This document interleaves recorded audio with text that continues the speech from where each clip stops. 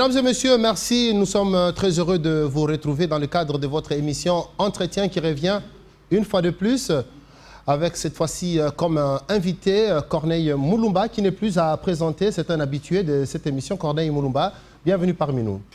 Merci beaucoup de m'accueillir sur Digital TV. Comme toujours, on est dispo chaque fois que de besoin pour apporter notre contribution, nos réflexions pour enrichir le débat. Ok, entretien, analyse des sujets à caractère politique, à caractère social, même culturel, mais lorsqu'on voit la figure de Corneille Mulumba, bien évidemment, les esprits nous renvoient directement à la politique. C'est un grand politicien, Corneille Mulumba.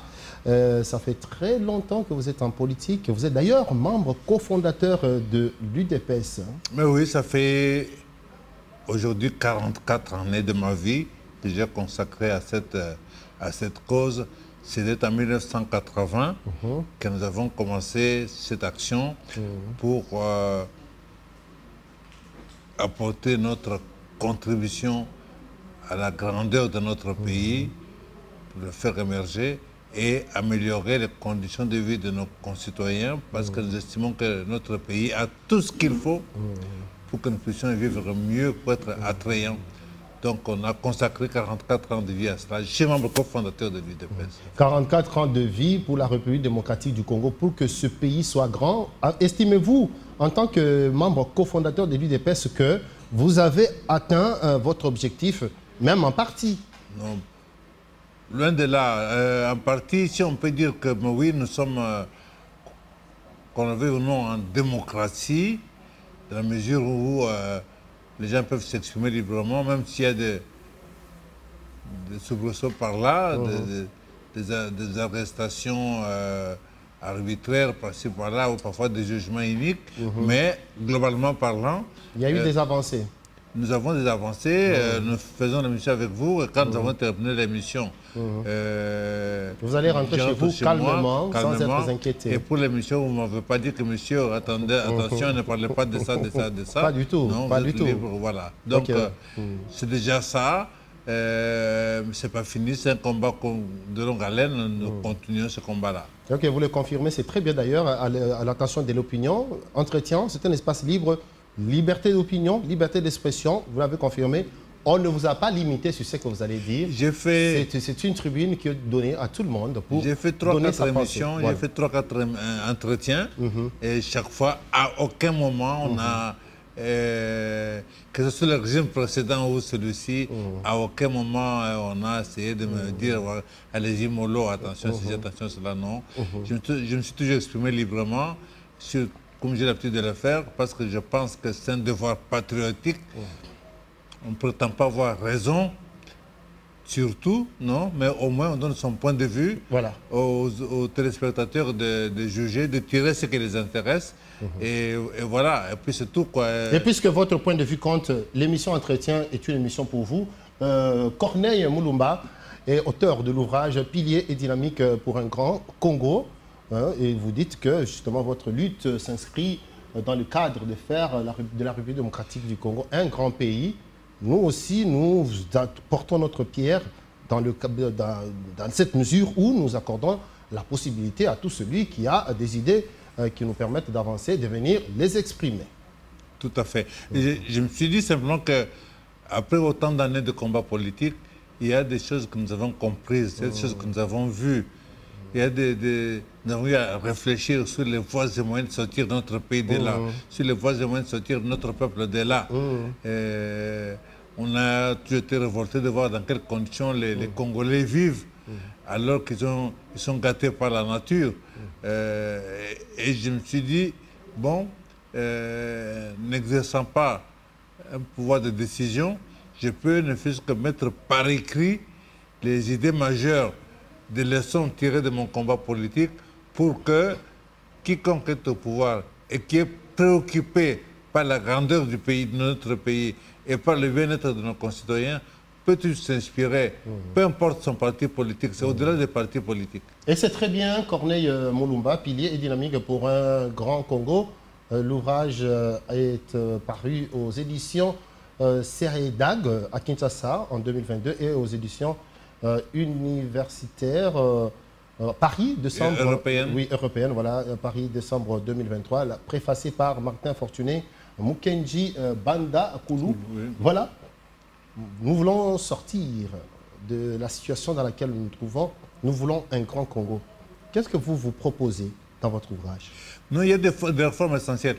Je l'ai dit en son temps, avant les élections de 2018, sur le régime Kabila, Joseph, et j'avais dit que notre pays est sur une route cabossée. Et nous allons, avec les élections qui arrivent, entrer dans un virage très dangereux. Si nous parvenons à sortir de ce virage, il y aura devant nous un boulevard. Et nous pourrons alors aller à une grande vitesse parce que notre pays a tout ce qu'il faut. Nous sommes allés aux élections.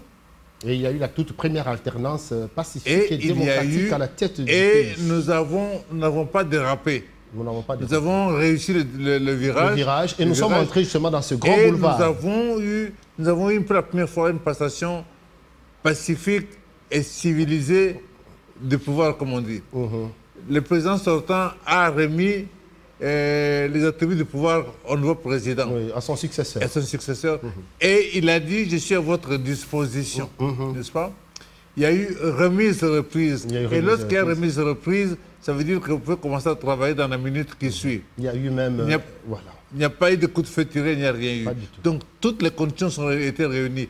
Mais encore, il y a eu un accord entre la majorité, donc les élus, les nouveaux élus et les élus du pouvoir précédent, ce qui fait qu'on a fait la coalition FCC-Cash qui comptait pratiquement 75% d'élus au Parlement, ce qui est considérable.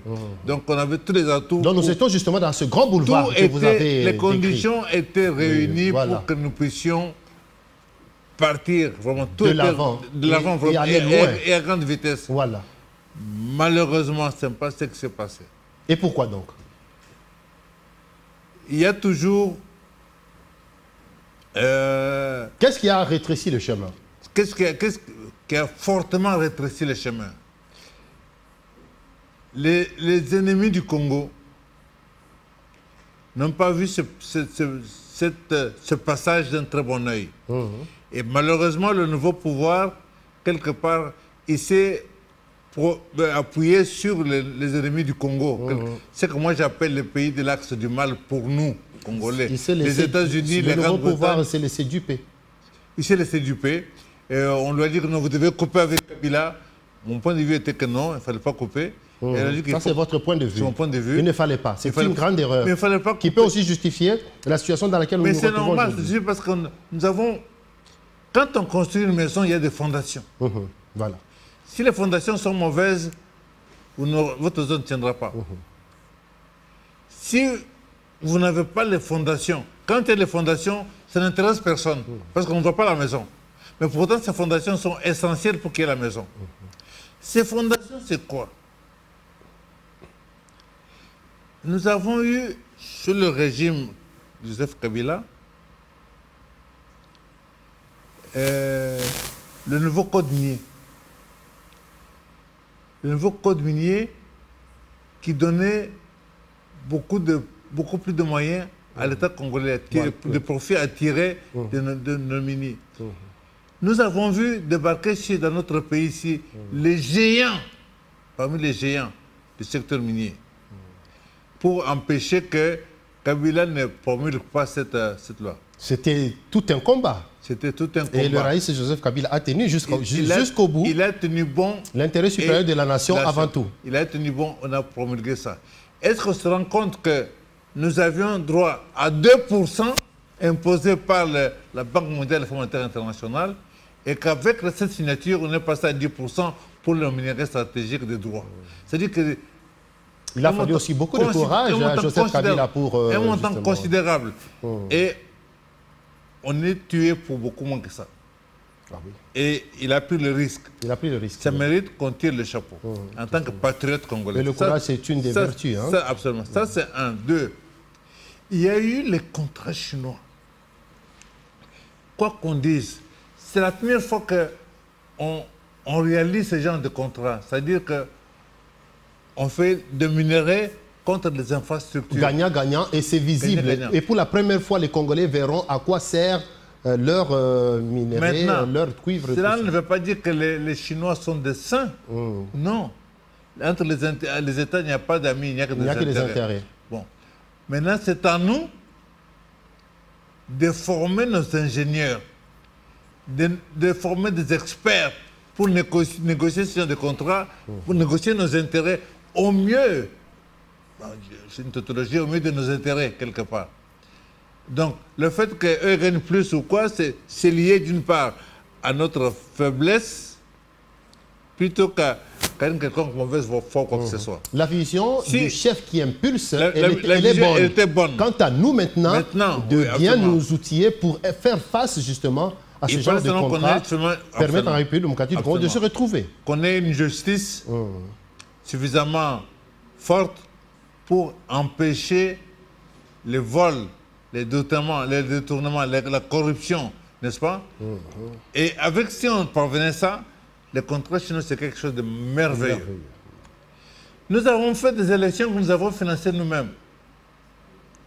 C'est-à-dire qu'on a empêché que les pays de l'axe du mal, que je disais tout à l'heure, nous imposent leurs sommes. Parce que lorsqu'ils financent vos élections, ils vous imposent leurs sommes. Voilà, parce que nous nous plaignons de l'ingérence, mais voilà, il faut être d'abord capable de démontrer que nous pouvons organiser ces élections de par nous-mêmes. Ça veut dire que si on n'avait pas financé ces élections nous-mêmes, Félix Tshisekedi ne serait jamais devenu président de la République. C'est ça qu'il faut comprendre. C'est impossible que parce qu'on nous a financé nous-mêmes et alors on s'est imposé. Eux, ils avaient leurs hommes, n'est-ce pas? Nous sommes imposés avec ça. C'est très, très, très important. Ça fait partie des soubassements importants. Parce qu'on amène maintenant, et nous avions interdit aux Occidentaux d'intervenir dans ces élections. Les Européens voulaient venir envoyer des délégations pour superviser les élections. Et quand ils viennent, généralement, dans leur mallette, ils ont déjà des résultats.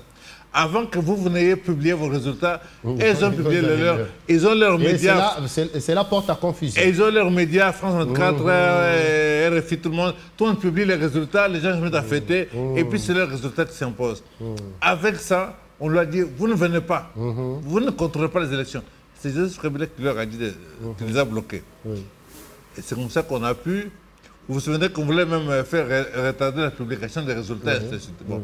Donc, vous voyez un peu toute une série de dispositions qui sont très, très, très importantes, sans compter le financement du budget, sans compter la dette extérieure de notre pays qui était minimum, tout ça. Donc, c'est ça que j'appelle le soubassement. Maintenant, quand vous venez, vous construisez là-dessus, vous allez de l'avant. Alors, imaginez-vous avec tout ça, avec le nouveau pouvoir, s'il y avait eu cette collaboration. Parce que vous avez cette majorité, comme j'ai dit, vous avez une passation de pouvoir, vous avez l'ancien président qui est là sur place, qui a 18 années d'expérience. Donc, il ne fallait pas faire table rase. Vous avez la possibilité de le consulter, demander son avis, et donc de commettre moins d'erreurs qu'auparavant, que lui peut-être même. Donc, tous les atouts très importants pour partir en trompe. Et ils ont réussi, excusez-moi, mais avec le concours de l'Église catholique, vous vous souviendrez des positions des choses à l'époque. Certains. Au niveau de la Cinco, au niveau des chefs de l'Église, pour qu'il a dit qu'il fallait coûte que coûte rompre à cette coalition-là. Sous pression de l'Occident, il faut le répéter. Alors, cette séparation a eu pour conséquence que finalement, il y a eu une rupture. Et c'était, voilà, la continuité a été en quelque sorte arrêtée. Et puis on n'a pas fait attention. On a affaibli le parti du président de la République, l'UDPS. Alors du coup, le président restait comme... Il n'avait pas de la force sur qui s'est reposé et pour le soutenir. Et du coup, on a commencé à lui imposer presque beaucoup de choses. Et c'est comme ça que nous sommes... Et c'est dans ce contexte qu'a été fabriquée la coalition Union Sacrée pour la Nation, C'était pour permettre justement au président de la République, d'après son discours dans lequel il annonçait la fin de la coalition FCC-Cash, l'Union sacrée devait justement permettre au président de la République de mieux mettre en pratique sa vision pour que effectivement la population puisse se retrouver, parce que d'une certaine manière on disait que c'était le FCC qui était en train de bloquer. On a posé la question, c'est quoi l'Union sacrée? Ils ont répondu, c'est la vision du chef de l'État. Et on a posé la question, c'est quoi la vision du chef de l'État? On a répondu, c'est l'Union sacrée. Donc, si on pose la question, quel est le programme de l'Union sacrée? Parce qu'une coalition, c'est fait autour d'un programme. Qu'est-ce que nous allons faire ensemble pour l'émergence de notre pays? Qu'est-ce que nous allons faire ensemble? Mais vous êtes aussi de l'UDPS quand même. Quand on crée l'Union sacrée, c'était pour quelle finalité? L'Union sacrée, en dehors du fait de donner à Félix Tshisekedi une majorité pour prendre les rênes de la République, puisque d'une certaine manière, on disait que c'était le FCC qui bloquait. L'Union sacrée avait entre autres conséquences de noyer l'UDPS. Le seul parti politique dans ce pays qui était présent sur l'ensemble du territoire national, parti de zéro et qui s'était construit, c'était l'UDPS. Le seul parti qui peut vraiment tenir tête, c'était l'UDPS, sans débourser de l'argent. Parce que quand l'UDPS tenait ses meetings, les gens ne déboursaient pas de l'argent. Alors et l'Occident avait franchement peur de l'UDPS. Parce que l'Occident... Quand vous dites « avait », c'est-à-dire qu'aujourd'hui... Mais l'UDPS aujourd'hui est l'ombre d'elle-même. Ah bon? Mais oui, mais est-ce que vous avez déjà eu sur ce plateau, par exemple, un entretien politique avec les dirigeants en fonction de l'UDPS sur le pays, sur le programme, sur la vision, sur des sujets comme cela? Observez, quand on parle de ces... Ah, mais celui-là nous a dit, celui-ci nous a insulté, ainsi de suite. Mais à aucun moment sur où est-ce que nous allons avec notre pays. Qu'est-ce que nous faisons? Nous avons un gouvernement, nous en parlerons peut-être.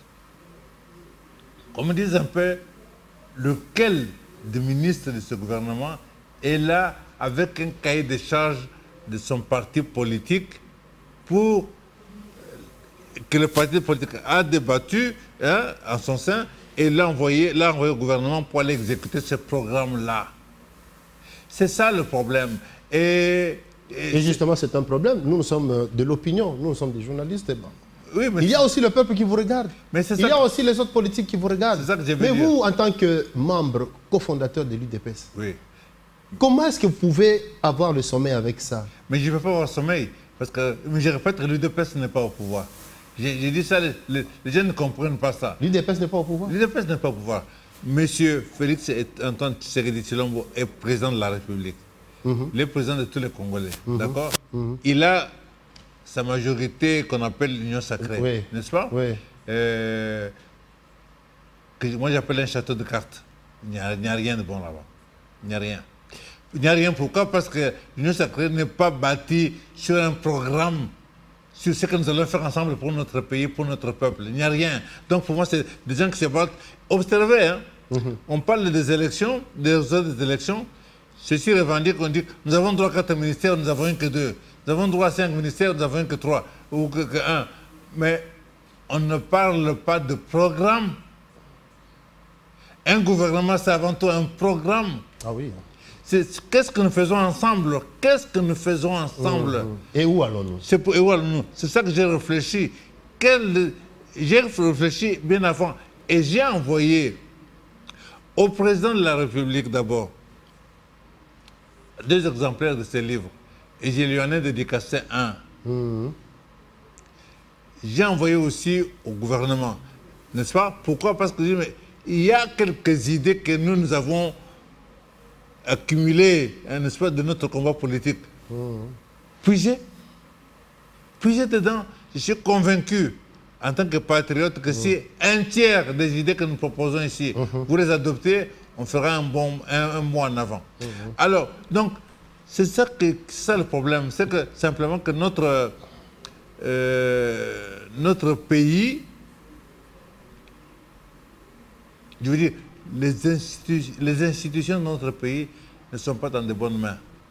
Alors, conséquence, C'est pour ça que le pays, nous sommes en train de nous fourvoyer. Ok, donc là, vous êtes en train d'expliquer pourquoi est-ce que nous n'avançons pas, pourquoi est-ce que nous avons comme l'impression que voilà, les choses ne marchent pas. Et dans la population, apparemment, il y a une sorte de ras-le-bol.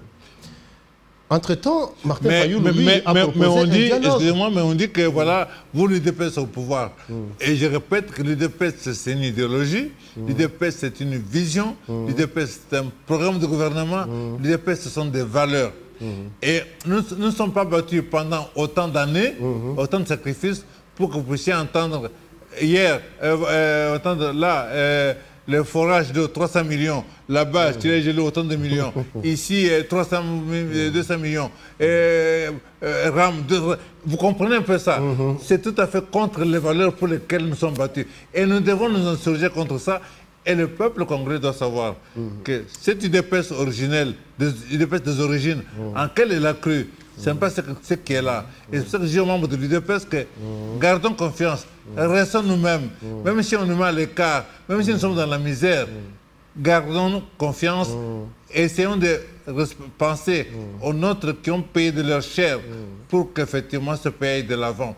Et ne tombons pas facilement dans l'attrait d'un pouvoir momentané. Le Congo est grand, le Congo a besoin des hommes et des femmes qui sont aussi des grands. Mais vous qui êtes membre cofondateur de l'UDPS, vous qui avez l'âme de l'UDPS, c'est vrai, vous avez dit ici, nous devons nous dresser contre ces antivaleurs, détournements par-ci par-là, débats sur la corruption, tout ça. Mais dans la population, malheureusement, c'est peut-être une sorte de démystification même de l'UDPS. Hein. Oui, c'est la réalité. C'est vrai. Et on sent ça dans la rue, dans le taxi. On nous attaque souvent. Ah oui. On nous attaque souvent parce que... Pourquoi? Parce qu'on identifie le pouvoir. Chilombo est président, donc l'UDPS est au pouvoir. Donc tout ce qui se passe, c'est l'UDPS. Voilà. Non, c'est pour ça que je dis, et je répète, que nous ne nous reconnaissons pas dans cette politique-là. Nous ne nous reconnaissons pas dans les jugements iniques. Nous ne nous reconnaissons pas dans l'absence de l'état de droit. Nous ne nous reconnaissons pas dans tous ces vols. Nous, on ne pensait pas qu'avec l'UDPS au pouvoir, on pouvait encore retrouver les gens en prison parce que tout simplement, au nom de leurs opinions. Mais c'est impensable parce que nous avons été victimes de ça des années durant. La prison, oui, elle est là, elle est nécessaire, mais pas pour observer quelqu'un, Kabound, il est condamné à 7 ans parce qu'il a manqué de respect au chef de l'État. Oli Ilunga, le médecin, l'ancien ministre des Choses. Il vient à peine de quitter la prison. Il vient de quitter la prison. Il a purgé 5 années. 5 années. Au tribunal, Ilunga n'a pas volé 400 000 $, n'a pas volé 5 000 $, n'a pas volé même pas 1 000 $. Il a fait 5 ans. Pourquoi? On dit, votre conseiller financier reconnaît les faits. Et que donc vous, en tant que ministre, vous ne pouviez pas ignorer. Vous ne pouvez pas ignorer.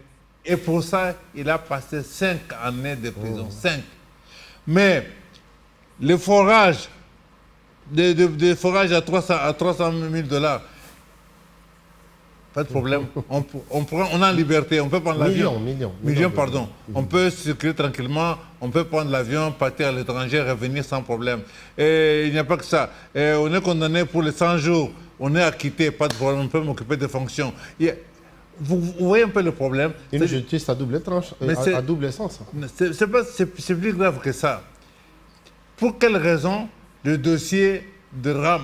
RAM, c'est quoi? Ça veut dire que la maman qui vend du charbon de bois, qui vend les oranges, vous piquez, vous le faites payer, vous prenez ça, des taxes dessus, et il n'y a rien, parce que ça touche tout le monde. Et avec ça, il n'y a même pas d'enquête, il n'y a rien. Pas du tout. Rien du tout. On va aux élections. On attrape plein de gens avec des machines à voter. Oui. Dans leur maison. Et il n'y a aucun procès. Dans leur cabinet. Il n'y a aucun procès. Au contraire, on valide le mandat. Mais c'est très grave. Est-ce que nous, de l'UDPS, on peut accepter ça? C'est impensable. C'est impensable. Et c'est ça que les gens doivent savoir que non. On dit tout ce qu'on veut. Mais il y a aussi dans ces pays, peut-être pas trop nombreux, mais il y a des gens qui ont cru à ce combat de l'UDPS. Et à tous ceux qui nous ont fait confiance, doivent savoir que nous ne les avons pas trahis. Simplement, on a été mis de côté parce qu'il y avait une autre vision. L'Union sacrée n'a pas permis d'étouffer complètement l'UDPS, d'étouffer même le géopolitique. Et vous n'entendez parler de rien à part se battre pour les ministères. C'est-à-dire que les ministères les plus juteux pour voler le plus possible. Mais ce n'est pas ça, c'est pas pour ça que nous faisons de la politique. Ok, Corneille Mulumba, mais dans un contexte, en République démocratique du Congo, il y a quand même un fils de ce pays qui se propose de regrouper, de voir regrouper tous les décideurs, tous les Congolais, pour qu'on trouve une issue à cette crise que nous sommes en train de vivre. À ce jour, ça ne va pas en République démocratique du Congo. La sécurité, ça ne va pas. D'ailleurs, il y a une partie de la République démocratique du Congo qui est déjà partie, pratiquement. Le social ne va pas. Et même dans la classe politique, sur le plan politique, les choses ne marchent pas. Un fils de ce pays propose que vous puissiez vous retrouver autour d'une même table. Vous, les politiques, surtout. Mais il y en a qui, d'emblée, déclinent cet appel. Quel est votre avis? Je suis de ceux qui déclinent cet appel. Ah bon? Pourquoi? Parce que quelque part, nous devons quand même progressivement faire de la RDC un pays normal. Un pays normal a des institutions, a des animateurs des institutions. Si ceux qui sont les animateurs des institutions ne sont pas à la hauteur de la tâche, Oui. on les remplace par d'autres. Mais on les remplace notamment par des élections. Oui, mais si nous sommes en plein cycle. Non, mais un cycle peut être interrompu. Un cycle peut être interrompu. Je veux dire, une majorité peut changer. Une majorité peut être renversée. Je suis un démocrate, mais la finalité de tout pouvoir, c'est quoi? C'est le bien-être de la population. Corneille Mulumba, je ne vais pas vous interrompre. Je pense que vous êtes en train de donner une position qui ressemble un peu à la position du FCC. Parce que le FCC a fait une déclaration, et dans cette déclaration, le Front commun pour le Congo est tout à fait catégorique. Pas question d'aller dans ce dialogue. Et d'ailleurs, le FCC a même rappelé les raisons qui l'ont conduit à prendre une telle décision, notamment le partenaire, surtout le pouvoir, n'est pas crédible. Pour le FCC, ceux qui sont au pouvoir à ce jour ne respectent même pas les engagements. Mais moi, je reviens au souci majeur de Martin Fayulu qui propose ce dialogue. On ne peut pas laisser brûler une maison tout simplement parce que les acteurs ou bien ceux qui ont la charge du pays actuellement sont en train de marcher à contre-courant. Non, mais j'ai dit qu'il y a un problème de responsabilité et de redevabilité. Vous avez une charge.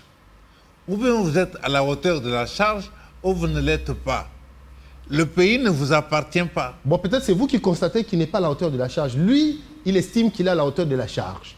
Oui. Mais bon, il peut se dédouaner en disant, c'est pas moi, je n'étais pas au courant, c'est pas moi, bon, c'est elle. Moi, je suis très positif. J'ai dit, je constate que vous n'êtes pas à la hauteur de la charge. N'est-ce pas? Je ne me contente pas de dire ça. Je dis, voilà ce qu'il faudrait faire pour que ça puisse changer. Voilà. N'est-ce pas? Vous avez la possibilité de rectifier le tir, parce que le problème n'est pas personnel contre vous. Il n'y a pas de problème personnel, il n'y a pas de règlement de compte. Vous avez la possibilité de changer. Je vous dis, mon frère, ma soeur, ce que vous faites n'est pas bon. Le chemin que vous avez emprunté est mauvais. Voilà où est-ce qu'il nous conduit. Et voilà pour moi ce qui est bon de faire. Vous avez le loisir d'accepter ou de refuser. Ce n'est pas un problème. Mais d'après votre constat, le plus souvent, le pouvoir en place refuse. Il refuse. Il est enfermé quelque part. Alors, à partir de ce moment-là, nous allons tout droit vers la catastrophe. Oui, le chaos. Et j'estime que le pays est autant le mien que le vôtre, n'est-ce pas? Et qu'il n'y a aucune raison au monde pour que ce pays prenne feu ou que les gens continuent à crever comme ça. D'où mettons-le autour d'une même table. Non, vous avez le pouvoir. Vous avez la présidence de la République, n'est-ce pas? Vous avez une majorité de 95%. 95% de majorité.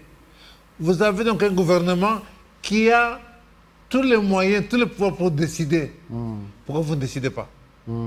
Décider? Vous avez tout ce qu'il faut pour décider. Mais autour de cette table, peut-être il aura la possibilité de vous dire que voilà, telles sont les décisions que j'ai prises, mais peut-être ça n'a pas marché. Aidez-moi, peut-être vous qui estimez peut-être que ça ne marche pas, pour que nous puissions faire mieux. Pourquoi refuser de dialoguer? Non. Pourquoi refuser de dialoguer? Essayons de fonctionner comme un pays normal. Je veux dire quoi? Il dit, vous avez une majorité de 95%. C'est-à-dire que toutes les décisions que vous prenez, vous avez la possibilité de les faire passer. Comme vraiment avec à l'aise, parce que tout le monde est très confortable. Mais on constate que vous ne prenez aucune décision. Sur le plan économique, quelles sont les décisions qui sont prises? Sur le plan sécuritaire, quelles sont les décisions qui sont prises? Nous avons un pays, la Corée du Nord, a 25 millions d'habitants. Ils ont une armée de 1 250 000 soldats, plus de 5 millions de réservistes. La RDC a plus de 150 millions d'habitants et nous avons une armée de 150 000 soldats. Comment protéger un tel pays? On attend de vous qui dirigez le pays que vous puissiez mobiliser les jeunes Congolais qui sont pratiquement plus de 70% de la population. Exiger par exemple que chaque province du Congo donne 10 000 soldats, 10 000 jeunes pour construire l'armée. Si chaque province donne 10 000 soldats, 10 000 jeunes, ça sera 260 000 soldats. 260 000, ajoutés aux 150 000. Mais peut-être les jeunes ne sont pas trop attirés non plus. C'est toujours la faute au pouvoir? Mais le pouvoir doit mobiliser. Il vous appartient, vous, leader, de vous adresser à ce peuple. Mais justement, il s'était adressé à la nation, il avait appelé à la mobilisation générale. Ce n'est pas convaincant. Moi, je pense que je suis clair, vous vous adressez à votre peuple, vous vous adressez aux provinces, aux besoins. Il faut être convaincant aussi. Il faut être convaincant. Au besoin, vous faites le tour des provinces, n'est-ce pas, pour vous adresser aux jeunes. Donc, d'après vous, le peuple ne se sent pas très proche de ces dirigeants. Circulaire, vous avez l'impression que nous sommes en guerre? Allumez la plupart des chaînes de télévision. Avez-vous l'impression, en commençant par la nationale, avez-vous l'impression que nous sommes en guerre? Or, c'est l'instrument par excellence aujourd'hui pour mobiliser. La chaîne nationale est captée sur l'ensemble du territoire. Oui. Avez-vous l'impression que nous sommes en guerre? Combien de fois le chef de l'État s'est-il adressé à son peuple sur cette affaire de guerre? Ou même la première ministre? Vous comprenez un peu? Donc, je veux dire que vous adressez à cette population. Vous demandez que chaque province donne 10 000 jeunes. Oui, par exemple. Par exemple, 10 000 jeunes. Ça nous fait combien? Ça nous fait plus de 260 000. Et on est là déjà 400 000, une armée de 400 000 jeunes. Et vous recommencez la même chose l'année suivante. Et puis l'année suivante. Au bout de 5 ans, vous avez une armée de plus d'un million de Congolais. Vous comprenez un peu? Et ils n'auront pas besoin de se battre parce qu'aucun pays n'oserait nous importuner. Plus votre armée... Ça sera aussi une force de dissuasion. Mais c'est ça la dissuasion. Le nombre. C'est ça la dissuasion déjà. Nous avons des minerais qui sont recherchés dans le monde entier. Demandons, négocions avec les pays fabricants d'armes qui sont intéressés par nos minerais. Faisons le troc comme on fait avec les infrastructures pour nous fournir des armes. Vous n'allez pas demander aux États-Unis, à la France, à la Belgique, à la Grande-Bretagne de fournir les armes parce qu'eux ont intérêt à ce que vous restiez faible. Parce qu'ils vous exploitent. Vous devez donc sortir de ce cadre-là pour obtenir d'ailleurs, négocier, vendre, troquer nos minerais contre les armes. Alors imaginez que nous ayons une armée de 1 million de soldats et que nous ayons un armement sophistiqué que nous avons acheté en troquant nos minerais. Quel est ce pays qui oserait agresser la RDC? Aucun. Mais il faut décider. Vous avez le pouvoir de décider, économiquement parlant. Pour quelle raison, on parle de tous ces jeunes qui sont au chômage, pour quelle raison dans ce pays nous utilisons le dollar? Pour quelle raison? Donc, pour faire, même pour acheter les buts, il nous faut des dollars. Mais c'est ridicule, c'est insensé. la RDC, nous avons de quoi donner de la valeur à notre propre monnaie. Mais ça nécessite que nous soyons rigoureux. Vos histoires ici de, comme entendu, de forage à 300 millions, de bêtises que pareil, ça ne doit pas exister. Mais tout ce que vous êtes en train de dire, vous pouvez aller l'exposer dans le cadre de ce dialogue. J'ai mis dans le livre, ça se dit dans le livre. C'est suffisant. C'est vrai que vous avez dédicacé au président de la République. Oui, ça se trouve dans le livre. Mais pourquoi le dialogue? Parce que le président paye chèrement des personnes pour le conseiller. N'est-ce pas? Le président de la République a un cabinet. Malheureusement, le directeur de cabinet du chef de l'État, alors que le président de la République est de l'UDPS, qu'il est membre d'un parti politique qui s'est battu pendant 44 ans, il va chercher comme directeur de cabinet quelqu'un qui n'a rien à voir avec la politique. Et du coup, comment on pouvait espérer que le monsieur qui est là, qui est peut-être un bon technicien, hein, je ne dis pas le contraire, hein, je n'ai rien contre lui, ce n'est pas mon problème, mais je constate qu'un directeur de cabinet, c'est celui qui est très proche de vous sur le plan des idées, sur le plan de la vision. En d'autres termes, ça veut dire que le président de la République n'a pas la vision de l'UDPS. C'est ça. Parce qu'il avait la vision de l'UDPS, il aurait pris quelqu'un de l'UDPS. Et s'il n'a pas... Alors, où est les conséquences? Donc, d'après vous, Corneille Mouloumba, le contexte, le cadre ne favorise pas du tout un quelconque dialogue. Nous sommes mal barrés. Je ne vois pas l'utilité du dialogue. Il suffit que le chef de l'État s'assume. Il suffit que le chef de l'État se réfère à ses origines politiques, à ceux avec qui, là où il a évolué, où son père a évolué, n'est-ce pas, pour puiser au sein de l'UDPS et les hommes et les idées. Et ça va tout changer. Ça va tout changer.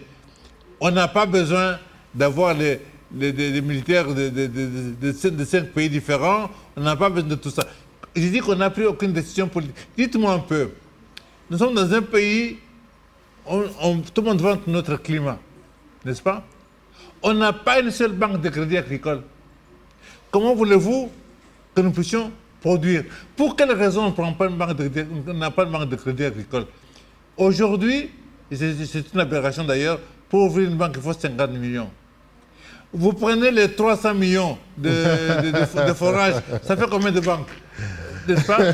Ça fait combien de banques? Vous prenez les 100 jours, plus de 500 millions, ça fait combien de banques? Vous prenez les jeunes, c'est combien de banques? On n'a pas une seule banque congolaise. Comment est-ce qu'on peut aider les jeunes à trouver du travail, à se soutenir? Donc, il y a aussi manque de volonté quand même. Hein? Il y a manque de volonté politique d'après vous. Pour quelle raison on n'a pas une banque d'investissement public? Je dis ceci. Est-ce que pour ouvrir une banque de crédit agricole, on a besoin de dialogue? Pour ouvrir une banque d'investissement, on a besoin de dialogue. Pour ouvrir une banque pour les petites et moyennes entreprises, on a besoin de dialogue. Et nous avons la Sofide qui est en train de mourir, de sa belle mort ici, qui est là pour soutenir les petites et moyennes entreprises. Pour quelle raison on ne finance pas la Sofide? Donc on tue le pays, on étouffe le pays. Alors on va nous parler de dialogue pour faire quoi? On décide. Si vous n'êtes pas capable de décider, on laisse à d'autres décider. Mais nous avons entendu certains politiques, notamment voilà, la branche extra-parlementaire, dire voilà, pas question de dialogue, nous attendons 2028, l'UDPS doit laisser le pouvoir en place doit partir, et en nous laissant le pays en entier, notamment avec Bunagana et tout. C'est comme si vous refusez le dialogue en lançant un défi à ceux qui sont au pouvoir, quitte à faire l'impossible pourvu que la nation soit réunie. Non, mais lorsqu'on vous appelle pour vous donner vos idées, pour que nous puissions sortir de la situation dans laquelle nous nous trouvons, vous dites non, pas question, nous ne voulons pas de dialogue. Je les invite à regarder Digital TV. Les idées, on les donne, on est en train de les donner. Dites-moi un peu pour quelle raison? Pour quelle raison? Nous avons un centre de formation... Mais partez dans ce dialogue. Parlez-vous d'homme à homme. Mais ils peuvent écouter la Digital TV. Il y a les idées. Ou bien consulter votre ouvrage. Et surtout consulter l'ouvrage. Nous avons un centre de formation de commando à Kotakoli. La question est, à Kotakoli, au cours des 5 dernières années, on a formé combien de commandos? À Banzangungu. On a formé combien de parachutistes dans notre pays, parce que nous sommes un pays agressé. Combien on a formé de parachutistes? Alors, vous voulez quoi? les M23, là, ils sont combien? 50 000? 300 000? Qu'est-ce qui nous empêche? Le Rwanda a une armée de combien de personnes?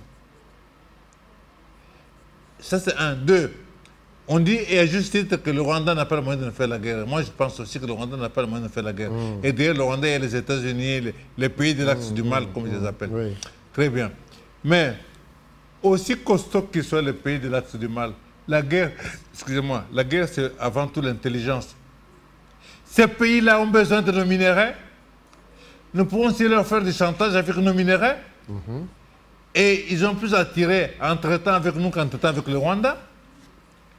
Donc, je veux dire qu'il y a un problème au niveau du leadership congolais, au niveau de nos institutions. Les animateurs de nos institutions, Assemblée nationale, Sénat, gouvernement, président de la République, il y a un problème sérieux. Donc, c'est-à-dire qu'il y a un problème de patriotisme, de prise en charge, de courage politique. Parce que ça veut dire que si vous voulez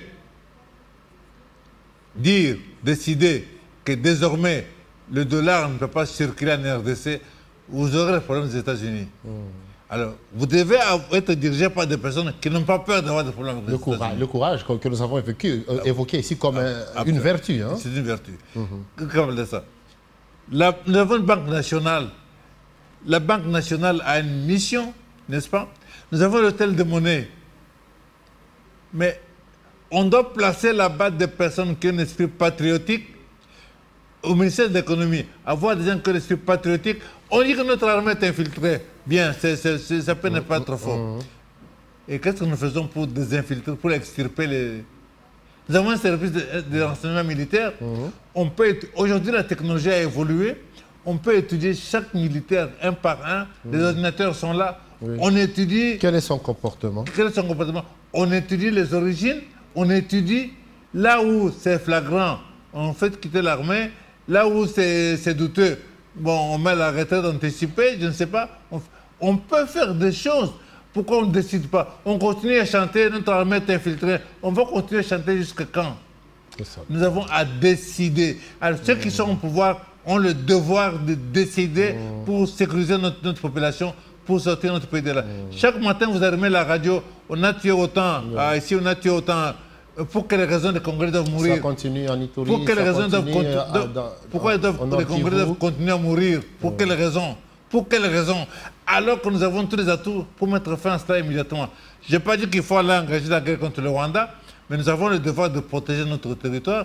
Nous pourrions dire, par exemple, déployer dans Ituri là-bas même 50 000 soldats, n'est-ce pas? Mais si l'option militaire tarde justement à produire du résultat, est-ce qu'il n'est pas temps d'envisager peut-être un dialogue avec les agresseurs? Mais pourquoi ça, on peut décider ça aujourd'hui? Ça, c'est notre décision de Congolais. Parce que l'AFC M23 propose de dialoguer avec le gouvernement. Pourquoi le gouvernement refuse alors que la situation... Nous pouvons décider aujourd'hui, de déployer 50 000 soldats congolais dans Ituri. Nous pouvons le décider, non? C'est notre décision. Donc vous pensez que le problème de la guerre à l'Est, c'est un problème peut-être de décision. On ne prend pas de bonnes décisions. La guerre à l'Est, interrogeons-nous qui nous fait la guerre à l'Est, n'est-ce pas? À première vue, on dit le Rwanda. Et notre gouvernement, malheureusement, continue à parler du Rwanda, de nous faire la guerre, le Rwanda qui fait la guerre. Non. Qu'ils aient le courage de dire qui est derrière le Rwanda.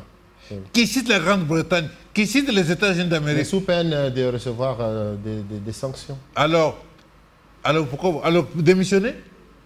Alors démissionner, laisser ceux qui n'ont pas peur des sanctions assumer les responsabilités. Démissionner, c'est tout.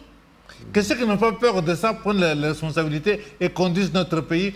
Parce que ce sont les États-Unis qui financent le Rwanda. Les moyens politiques, c'est la ruse, c'est la force, peut-être. Mais oui, il faut aussi voir comment contourner. L'Union européenne finance le Rwanda. Mais alors, puisque vous savez que ce sont eux qui financent, alors, c'est avec eux que vous devez créer les conditions pour faire ce chantage. Vous voulez soutenir le Rwanda? Très bien. À partir de maintenant, vous vous adressez à votre peuple. Peuple congolais. Mangeons des matembele. Mangeons des bitekuteku. Mais suspendons nos activités minières. Fermons nos mines. fermons nos mines, n'exploitons plus les mines pendant une année. Pendant une année. Mangeons les poissons du fleuve. Pour manger les poissons du fleuve, le fleuve est là, on n'a pas besoin de dollars pour manger ça. Pour manger les vites, on n'a pas besoin de dollars. Les vents cultivent ici. Donc, on n'a pas besoin de dollars. Le dollar que nous rapportent les minéraux là, on stoppe ça. On va consommer localement. Et je vous assure que nous ne pouvons tenir. Elles ne peuvent pas tenir parce que leurs industries vont tomber en faillite et ils ne peuvent pas se permettre ça. C'est ce que vous dites, peut-être, mais ceux qui sont au pouvoir peut-être voient les choses tout à fait autrement parce qu'il y a certaines aussi réalités qu'on découvre lorsqu'on est au pouvoir. Les pourparlers de Luanda, par exemple, les pourparlers de Nairobi. Or, c'est ça le cadre que présentent notamment les Nations Unies pour une sortie de crise en République démocratique. Mais oublions tout ça. C'est de la distraction. Moi, je dis ceci. Déployons 50 000 militaires. Donc, d'après vous, c'est l'option militaire qui est la seule solution. Déployons 50 000 militaires. Négocions avec des pays qui sont intéressés par le minerai, autres que les pays de l'axe du Nord. Pour renforcer justement cette option militaire. Pour avoir les armes nécessaires. Avoir les armes nécessaires. Et puis c'est tout. Je veux dire, les M23 ne sont pas 10 000, hein, n'est-ce pas? Et l'armée rwandaise, c'est combien de personnes? C'est pas nombreux. Donc, en réalité, déployons ça, ce monde-là. En même temps, aussi, faisons une campagne. Sur nos chaînes de télévision, on ne parle jamais du Rwanda. Mais c'est quand même regrettable aussi, hein, ce qu'on a Mulumba, que le chef de l'État lui-même l'avait mentionné. Hein, le M23 qui avait été défait militairement, mais qui réapparaît tout de même. Encore une fois, ne nous laissons pas distraire. Engageons donc déployons 50 000 soldats. Le M23 avait été défait. C'est le passé. Aujourd'hui, là, mettons fin aux tueries. Déployons 50 000 militaires là-bas. Mettons comme ministre de la Défense un général. Commençons par là. Mais nous avons essayé avec l'état de siège, apparemment. C'est pas assez. État de siège. L'état de siège, ça c'est un mot. Quel est le contenu? Dans le cadre de l'état de siège, là, déployons 50 000 militaires. Dans le cadre de l'état de siège, 50 000 militaires. Mettons au ministère de la Défense un général là-bas. Et pas n'importe quel général. Un général qui a fait montre de son patriotisme là-bas. Mettons-le là-bas. Déjà, quand vous faites ça, vous allez envoyer un message. Mobiliser la population congolaise, pas des émissions, pas le discours. On veut entendre le chef de l'État parler, mobiliser son peuple, n'est-ce pas? On veut l'entendre pour ça. Et donner vraiment cette image que la RDC est en guerre. Absolument. Voilà. Donner cette image-là. On n'a pas besoin d'un gouvernement de 52 ou 53 ministres. On a besoin d'un gouvernement d'une trentaine de ministres au maximum. On peut regrouper des ministères les plus urgents. Et qu'on cesse d'entendre qu'on a tué. Les Codeco, c'est quoi? C'est quoi? Et ils peuvent tuer aujourd'hui, revenir demain tuer, après demain tuer. Et on est là au pouvoir, on roule carrosse avec des grands cortèges. Et bon sang, c'est quoi? Changeons la perception des choses. Changeons le fusil d'épaule, comme on dit, et nous pouvons sortir notre pays de là. Merci beaucoup, Corneille Mulumba. Justement, le changement passe notamment par le partage des idées, comme nous sommes en train de le faire actuellement là, dans notre émission, mais également dans les publications, telles que vous l'avez fait, Corneille Mulumba, Mujangui, Pilier et Dynamique pour un grand Congo, paru aux éditions CEDAC et Kinshasa en 2022, et les éditions universitaires européennes, Paris, décembre 2023, préfacé par Martin Fortuné Mukendi. On peut le trouver au Palais du Peuple. L'ouvrage est disponible au dans nos bibliothèques, au Palais du Peuple. Disponible. D'ailleurs, vous avez même rappelé que vous en avez offert au président de la République, même dédicacé. Absolument. Voilà, Corneille Mulumba, c'est vrai, le mal congolais, c'est vrai, il nous hante chaque jour, il devient de plus en plus profond, le pays est en crise. Voilà, il y a des patriotes qui veulent le dialogue, vous n'en voulez pas, c'est votre opinion. Bon, mais il y a aussi certains qui pensent qu'on ne peut pas laisser une maison brûler. Voilà, il faudrait toujours chercher les solutions, même s'il faudrait faire des concessions. Peut-être que vous n'êtes pas prêt à faire. Que le gouvernement s'assume. Que le gouvernement assume ses responsabilités. Vous êtes de ceux qui pensent que voilà, ils doivent aller jusqu'en 2028 et puis en 2028 nous rendre compte. C'est cela. Non, non, je n'ai pas dit ça. J'ai dit que le gouvernement s'assume. Il a la charge. De prendre des bonnes décisions déjà maintenant. Il doit prendre maintenant. Mais peut-être que c'est difficile de prendre ces décisions, mais vous ne voulez pas l'écouter pour savoir pourquoi est-ce qu'il ne prend pas ces décisions. S'il n'est pas capable de les prendre, parce que les décisions à prendre sont connues, s'il n'est pas capable de les prendre, alors il faut laisser la place aux autres. Que ceux qui sont dans l'opposition, au lieu de parler de dialogue, on attend d'eux qu'ils présentent des programmes alternatifs et qu'ils obtiennent la confiance des Congolais pour mieux gouverner que les autres. Très bien. Corneille Mouloumba, merci. C'est ça la démocratie. Voilà, nous aurons toujours encore l'occasion de vous reprendre parce que vous êtes un habitué de cette émission. La matière, c'est vrai, elle est difficile à être épuisée. La nation congolaise a besoin de vous entendre. Vous qui avez le courage de venir parler, donner votre opinion, c'est une tribune offerte à tout le monde. Digital Congo Entretien vous permet de donner votre idée, partager avec les autres. Notre objectif, c'est de voir ce pays décoller. Pourquoi ça ne décolle pas? C'est une des questions que nous avons exploitées dans cette émission. Rendez-vous est pris pour un autre numéro. Entretien toujours là. Merci à vous, Corneille Mouloumba. Et à la prochaine. C'est moi qui vous remercie. Merci d'être passé.